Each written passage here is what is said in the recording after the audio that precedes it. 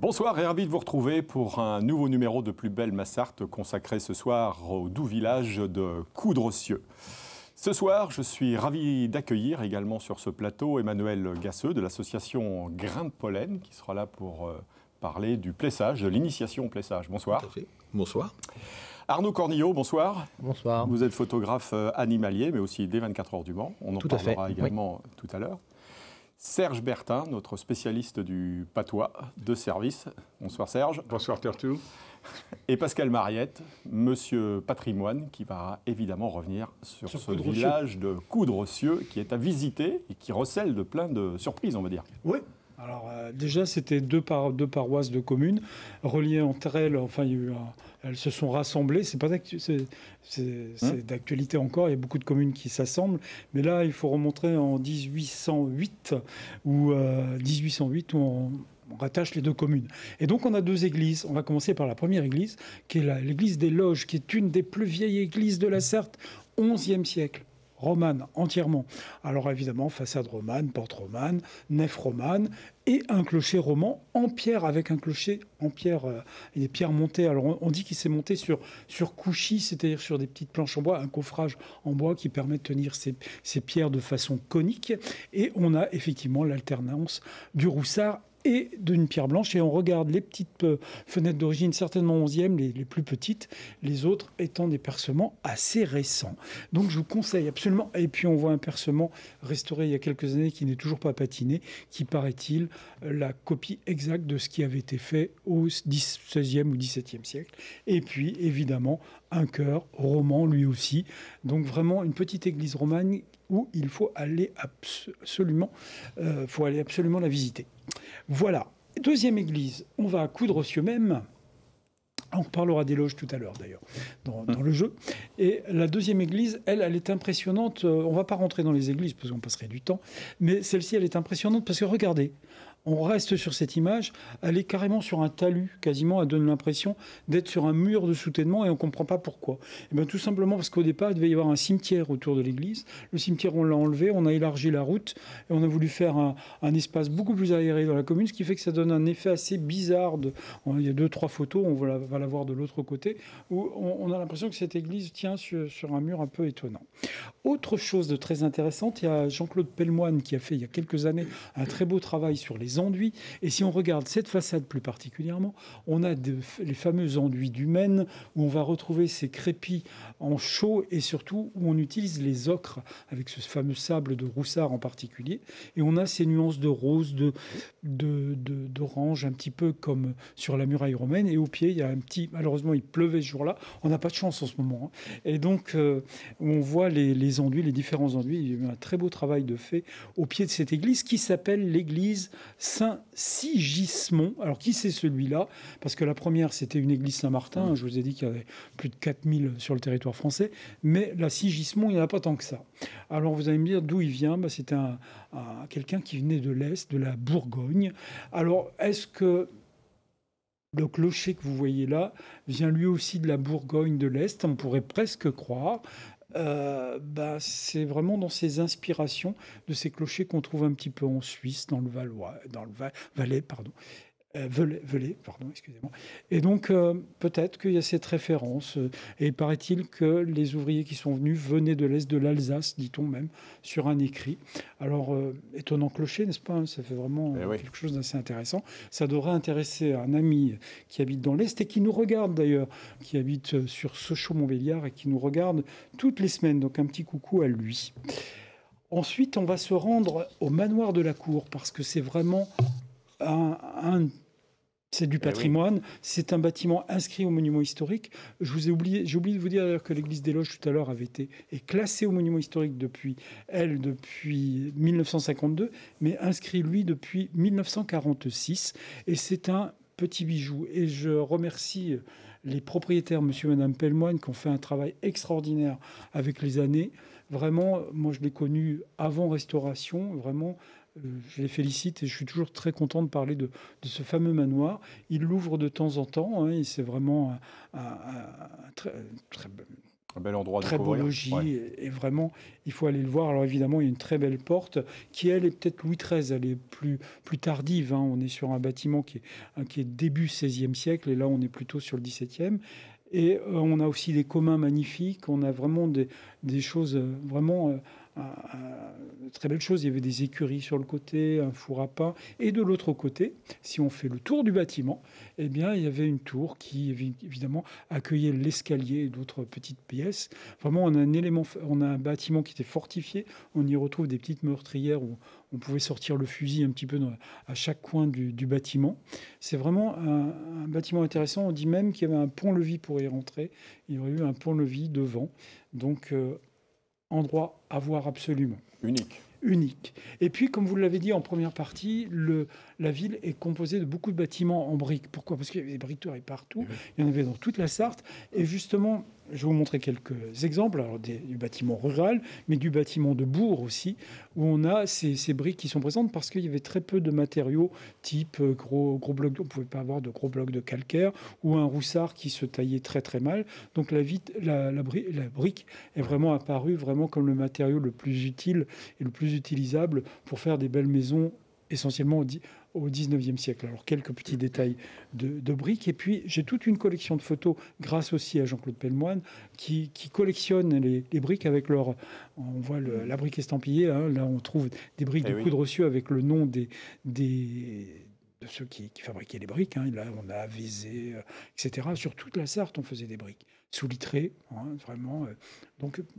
Je trouve ça superbe de parler de ça. Et puis, il y a de très beaux bâtiments. Et juste à côté du logis, du manoir de la Cour, on trouve ce bâtiment qu'on appelle le foyer Élisabeth, qui a été construit entre 1888 et 1902, qui était une école de jeunes filles privée, à l'initiative d'Élisabeth Charlotte de Pontois-Poincaré, qui était née Legras. La famille Legras est très connue dans ce secteur de la Sarthe, qui a fermé en 1953 pour devenir une maison de retraite jusque dans les années 90. Mais si vous regardez tous les petits détails architecturaux, piles, etc. On voit que c'est comblé par un vulgaire silex. Hein. On voit que dans le coin, il n'y a pas de très beaux matériaux. Et un peu de briques. Et un peu de briques.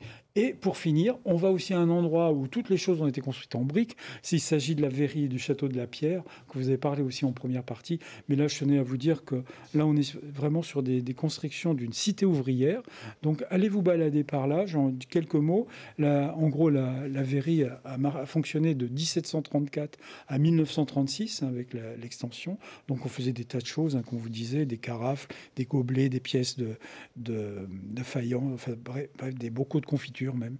Voilà, il y a toute une série d'objets qu'on le faisait. Et puis surtout, pourquoi c'était là ? Parce qu'il y avait la forêt de la Pierre qui permettait de fournir le bois pour alimenter les fours. Hein. Ça, c'est important. On oublie qu'il fallait aussi l'énergie, donc le bois. C'était vraiment quelque chose d'important à l'époque. Et quand vous êtes ici, à cet endroit, à l'ancienne verrerie, puisqu'il y a encore des gens qui habitent dans ces cités ouvrières, eh bien, juste à quelques pas, il y a ce fameux château. On voit les cités ouvrières. Et là, on tourne la tête et on va trouver le magnifique château de la Pierre. Alors lui qui était sur un vieux château féodal, hein, mais qui a été complètement refait entre 1848 et 1860 par mon cher architecte Pierre-Félix Delarue, qui a fait plein de choses dans la Sarthe. Alors Pierre-Félix Delarue, j'en parle tout le temps. C'est vraiment quelqu'un qui a vraiment dessiné, construit, enfin aidé à la construction de magnifiques châteaux sur ce département.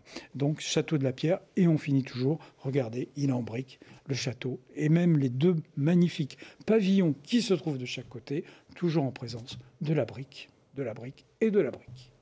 Eh bien, parfait, merci pour ce tour du propriétaire et bravo. Emmanuel, je vous ai vu opiner du chef tout à l'heure, parce que vous connaissez le manoir de la Cour, j'imagine. Oui, tout à fait. Je connais personnellement Jean-Claude Pellemoine, qui fait également un troc-plante dans son manoir, voilà, et qui organise effectivement des stages liés à l'habitat. Donc des stages d'enduit, à la chaux, de peinture suédoise, voilà. Très bien. Bon, c'est l'heure de l'énigme de Pascal. On parle de l'église des Loges en premier, qui est cette fameuse église classée au monument historique. Je ne vais pas montrer ce qui se passait à l'intérieur, mais l'église des Loges a un point commun avec la cathédrale du Mans. Donc je vous propose 4 solutions. Elle possède une copie du vitrail de l'Ascension, A. En B, des peintures représentant les anges musiciens. En C, une copie de Sainte-Cécile, c'est une terre cuite du Maine, de Charles Oyot, ou d'un autel provenant de l'ancien jubé de la cathédrale. Alors, faites vos jeux. Glouc, glouc, glouc, glouc. Arnaud, une petite Facile, idée si vous sur avez regardé la... la première partie, il y avait des indices. Tout le monde n'a pas écouté la première partie de l'émission. On était concentrés. Je dirais une copie du vitrail de l'Ascension. Serge, B. réponse Sans B. conviction. D'accord. Non, je dirais pour la A aussi. Emmanuel aussi là, ouais. Bah, moi aussi, je pense à la... Eh bien, verdict. il y en a qu'un qui a gagné, je crois, c'est la B, c'est les peintures représentant des anges musiciens. Et c'est vraiment un des endroits de la Sarthe. Regardez, c'est sur les voûtes, on retrouve nos anges musiciens. Mais alors, ils ont été peints plus tardivement que la cathédrale du Mans. Donc, on suppose que l'artiste avait visité la chapelle axiale, la chapelle de la Vierge de la cathédrale, et il s'en est inspiré pour décorer la belle voûte, elle, romane, par contre, du XIe siècle de l'église. Bravo. Merci Pascal pour Et d'ailleurs, cet il y a un exposé. chemin de randonnée qui reprend Ah oui. l'ange musicien. Merci pour cette carte postale de Coudrecieux. Mon cher Serge, vous me semblez bien joyeux aujourd'hui. Que se passe-t-il? Permettez-moi, mon cher Bruno, de vous reprendre un petit peu. Parce que vous venez, si je puis me permettre, humblement de commettre une faute non pas de français, Dieu vous en garde, mais une faute de sartois. Que voulez-vous dire? Eh bien, je veux dire simplement que pour une rencontre autour du patois, il eût été bienvenu que vous disiez, que vous disiez seulement, eh bien, maître Serge, vous avez l'air ben rigoustin à nuit. De qu'est donc qui se passe? Voilà, répétez. Eh bien, maître Serge, vous avez bien l'air rigoustin aujourd'hui. De qu'est donc qui se passe? Répétez. Eh ben, go Serge, vous avez l'air ben rigoustin aujourd'hui. Dès qu'il donc qui se passe. Ah, là, ça fait plaisir d'entendre parler du patois, c'est pas vrai. Eh bien, oui, effectivement, j'aime entendre un tel concert. Et pourquoi aujourd'hui je suis heureux? Réponse, c'est tout simplement parce que dans quelques jours, on va fêter qui? On va fêter Saint-Valentin.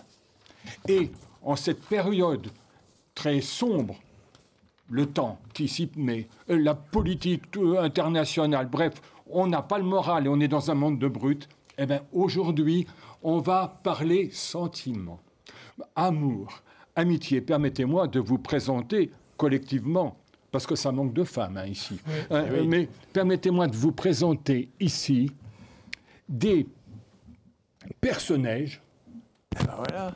qui sont en quelque sorte la fleur qu'on offrait quand on avait envie de faire plaisir. Des personnages, et comment on appelle ces personnages en Sarthe? On les appelle tout simplement des chandeleux, c'est-à-dire des chandeleurs. Voilà. Donc, à nuit, on fête un petit peu avant le jour qu'il faut, on fête la Saint-Valentin. Eh oui, bien sûr, vous allez nous parler de la Saint-Valentin, le jour des amoureux. Le jour des amoureux, oui. Entre nous, Saint-Valentin, en quoi il pouvait-il être le patron des amoureux? C'était un moine. Et il n'avait pas l'air trop rigoustin, le moine. Vous allez voir une photo, regardez-moi ça, cette photo de... Ah bah oui. Et il n'a pas tout à fait la tête de l'emploi. Il faut bien reconnaître. Et puis, surtout, alors j'ai rien contre Saint-Valentin, il était bien gentil, mais je ne suis pas persuadé qu'il était si patron des amoureux. Et surtout, les Sartois, ils n'ont pas attendu Valentin pour fêter les amoureux, entre amoureux. Ils n'ont pas attendu la Saint-Valentin pour faire plaisir à des femmes, et les femmes pour faire plaisir à des hommes. Parce qu'encore une fois, en Sarthe, on est très sentimentaux. Et avant même la Saint-Valentin, on offrait des cartes postales, on envoyait des cartes postales. Vous allez en avoir une dans peu de temps, je l'espère. Voici, regardez, là, vous avez bonne fête, donc c'est pas la Saint-Valentin, c'était la fête de Marie. C'est Marie qui a reçu cette carte. Et regardez comme à l'intérieur, au verso, le gars a écrit plein de petites choses. Chère petite hirondelle. Effectivement, il y a des hirondelles. Allez, je ne sais plus ce qu'il dit. Voulez-vous voler vers celle que j'aime? vous rendez compte, c'était vers 1900. Les hommes en Sarthe étaient capables d'émotions sentimentales élevées. On n'avait pas attendu Saint-Valentin. Il y en a une autre, quelques autres, vous allez voir, elles sont délicieuses. Ah, ça, elle est formidable. Regardez, une carte postale avec des mains. Et qu'est-ce qu'il dit, le gars? Vous avez du mal à déchiffrer parce qu'il a envoyé des messages codés. En plus d'être. Vous voyez, c'était du raffinement. Hein. Et alors, qu'est-ce qu'il dit? Je vous donne le truc. Allez, jolie petite main, allez bien la rejoindre, celle que j'aime si tendrement et que mon cœur aime. C'est à gauche, à droite.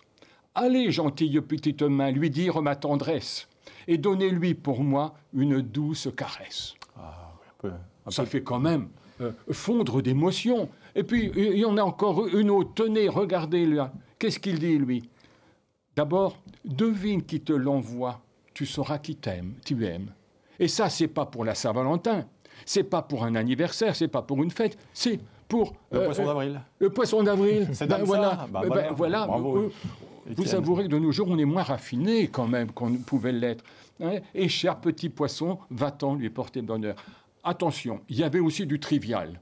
Voici par exemple la carte postale qu'un gars qui s'appelait le gars Cochon, Eugène Cochon. Il a envoyé à sa douce. Et les deux font la paire. Donc vous le voyez, il y avait de tout autrefois, mais le sentimental jouait un rôle. Et non seulement on le voyait par les cartes postales, mais aussi par les mots qui existaient dans notre patois. Parce que je vous garantis que ceux qui s'aimaient, ils le prouvaient par les actions et les mots expriment. Attention, rassurez-vous, il n'y a rien de coquin dans ce que je vais vous raconter. Mais par exemple, le mot « joliveté », qu'est-ce que ça pouvait bien vouloir dire? Joliveté, c'est joli, d'ailleurs, comme mot. C'est faire la cour. Ah, d'accord. Pas mignon. Joliveté. Hein. Il y a encore un autre. Le mot ramioler. C'est moi, je lis. Ramioler. Ramioler. Ramioler. Gratter à la porte. Ça fait penser, vous savez, au chat qui miaule, qui rôde à la saison. Ça veut dire c'est essayer de séduire. Ah, d'accord. Hein? Serge, il ne faut pas oublier de dire que cette fête a lieu populaire, a lieu tous les 14 février. Et oui, alors, le 14 février, samedi vous le voyez, prochain. C'est tout bientôt, c'est dans quelques jours. Hein. Et donc, ce sera peut-être votre mot de la fin? Ah, mon mot de la fin. Tiens, mon mot de la fin. Voilà. C'est pas moi qui vais le dire. Je vais le faire dire à mon ami Jean, qui s'appelait Jean Jousse, un gars du nord de la Sarthe, que certains d'entre vous ont certainement connu et apprécié. Et alors un jour, il m'avait dit, mon gars, si tu veux continuer à séduire ta femme, je vais te donner la solution. Vous pensez bien que j'ai sauté sur le conseil. Hein. Tu lui dis tendrement, un soir, t'es belle, comme un corps de chou, avant que les chenilles essayent de passer. Eh bien, ça marche. Ah oui, sûrement. Et finalement, mon Saint-Valentin à moi, c'est mon Jean Jousse. Merci Serge pour ce doux moment de poésie. On n'est pas sûr de se souvenir de cette phrase-là. Il faudra la repasser, je pense, à maintes reprises ou en replay. Merci en tout cas, Serge. On va passer maintenant à l'histoire du jour.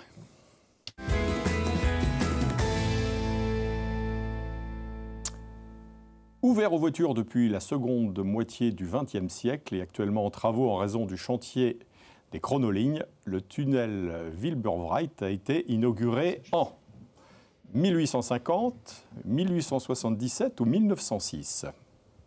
1877, je pense. C'est sûr. Pour Emmanuel 1906. 1906 77. 77. Mais 77 aussi. Ouais. Mais il aurait pu avoir une astuce, parce qu'il y avait avant le tunnel, il y en avait un autre. Eh oui.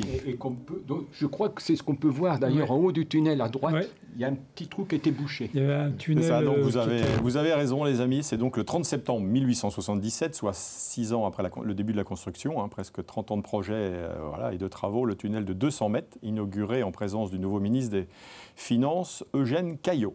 Dans les années 80-90, les arches abritaient de petites boutiques, pour ceux qui se souviennent, les anciens. Voilà. Il en restait encore 2 ou 3, il y a encore 4-5 ans. Eh oui. Bon, le moment est venu de parler de plessage avec vous, Emmanuel Gasseux, puisque prochainement se déroulera une séance d'initiation pour tous ceux qui s'intéressent à cette technique dont vous allez nous parler, parce que je ne sais pas si tout le monde sait ce qu'est le plessage. Oui, eh bien, effectivement. Dites-nous. Alors le plessage, c'est une vieille technique qui date du Moyen-Âge. Donc avant, il fallait trouver, avant l'arrivée du fil barbelé, puisque le fil barbelé est arrivé probablement avec la Première Guerre mondiale. Et donc, une haie qui est plantée en ligne ou pour dessiner des courbes n'a jamais été infranchissable pour le bétail, notamment. Donc il fallait trouver une technique pour éviter que le bétail s'en aille d'une prairie à une autre pour attaquer le champ, voilà. Donc on avait trouvé la technique du plessage, qu'on peut appeler aussi tressage. Donc ça se pratique l'hiver, et ça consiste à coucher la haie de façon oblique. Alors on fait ça bien sûr à l'aide d'outils à main, donc des serpes. On voit des images. Voilà. On voit aussi le croissant. Le croissant, ça servait à dérincer la haie. C'est-à-dire que la haie, elle a toujours été, comment dirais-je, un refuge pour les oiseaux. Et les oiseaux, qu'est-ce qu'ils font? Ils ramènent des graines dans leur fiente. Et dans ces graines, eh bien, on a la ronce, on a tout un tas de lianes, voilà, qui viennent enchevêtrer, qui viennent grimper dans la haie et qui viennent enchevêtrer les branches.